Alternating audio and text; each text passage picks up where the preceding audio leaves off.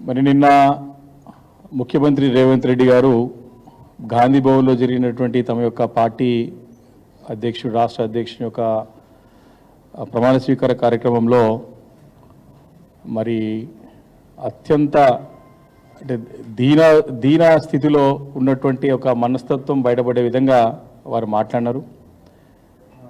వారి యొక్క సంకుచిత భావాలు, సంకుచిత ఆలోచనలు బయటపడ్డాయనడానికి, మరొకసారి బయటపడ్డాయనడానికి ఎలాంటి సందేహం లేదు.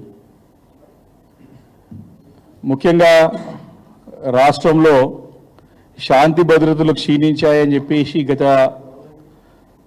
9 నెలలుగా 1900 లైంగిక వేధింపులు,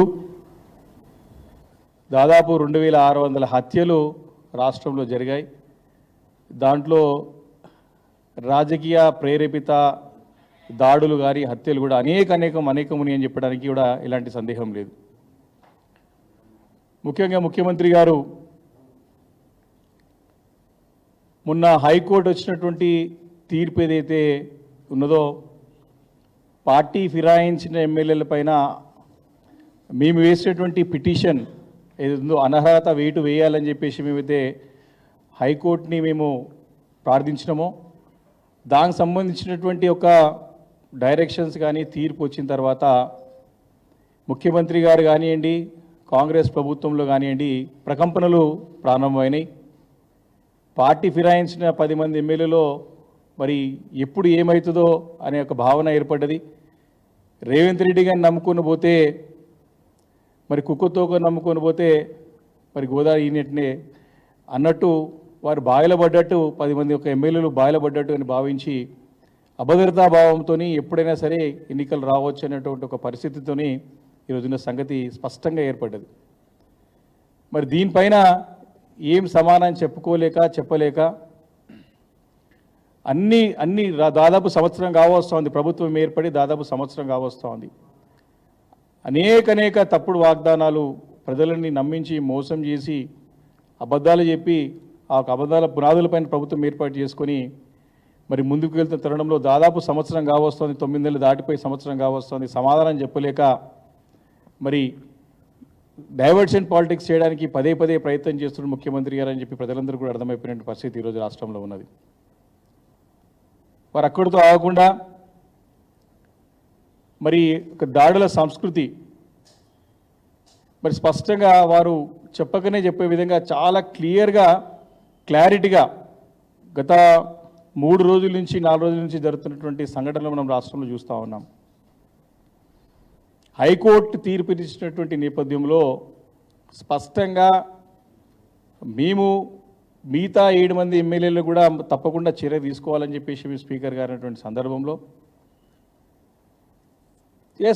మా పార్టీ తరఫున మేము తప్పకుండా ఛాలెంజ్ వేస్తాం. ఎందుకంటే చాలామంది పార్టీ మారిన వాళ్ళు కూడా మేము పార్టీలో ఉన్నామని చెప్పిన సందర్భంలో మా గౌరవ సభ్యులు వేసి ఛాలెంజ్ అడిగారు. మరి దాన్ని ఏ రకంగా దారి మళ్లించడానికి రేవంత్ రెడ్డి గారు ప్రయత్నం చేసినా స్పష్టంగా అర్థమవుతోంది.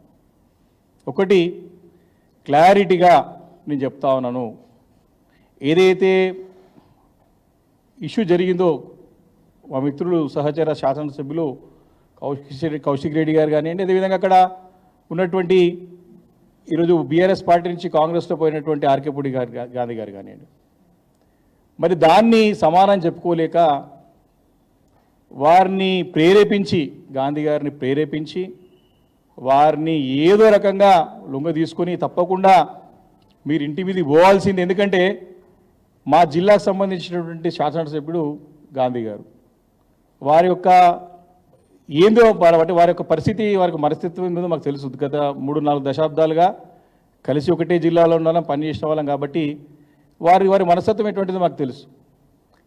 వారిని ఉసగొలిపి రెచ్చగొట్టి ప్రేరేపించి వారు పోకపోతే పోలీసులని కూడా ఏసీపీ డీసీపీ ర్యాంకుల నుంచి ఎస్కార్ట్ ఇచ్చి మరి ఆ రోజు దాడికి ప్రత్యక్షంగా రేవంత్ రెడ్డి గారే చేసినారని చెప్పేసి పదే బీఆర్ఎస్ పార్టీ ప్రతి ఒక్కరూ కూడా స్పష్టంగా చెప్పడం జరిగింది.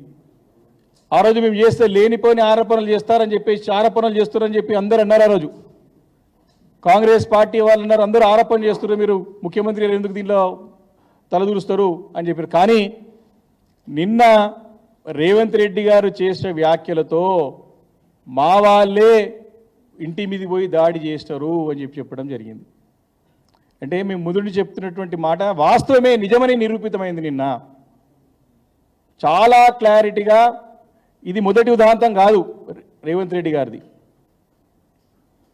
మొన్న ఖమ్మంలో పెద్ద ఎత్తున వరదలు వచ్చి ప్రజలు బాధతో ఉన్నారు, పట్టించుకునే నాదుడే లేడు, జిల్లాకు సంబంధించిన 3 మంత్రులు ఎక్కడ నిద్రపోతూ ఉన్నారు అని ప్రజలు బాధపడతా ఉంటే, ఇబ్బంది పడుతూ ఉంటే బీఆర్ఎస్ పార్టీ తరఫున హరీష్ రావు గారి యొక్క నేతృత్వంలో మా ఎమ్మెల్యే బృందం అంతా కూడా వెళితే ప్రజల నుంచి మాకు వచ్చేటువంటి వాళ్ళ బాధలు మేము దగ్గర నుండి చూస్తూ ఉంటే వారికి మేము ధైర్యం చెప్పే ప్రయత్నం చేసి ముందుకు వెళ్తూ ఉంటే దాన్ని తట్టుకోలేక జీర్ణించుకోలేక ఖమ్మం జిల్లాలో ఉన్నటువంటి రేవంత్ రెడ్డి గారు గూండాలను పంపించి ఆ రోజు మా కార్లపైన దాడి చేయడం సంగతి మనం చూసినాం కల్లారా.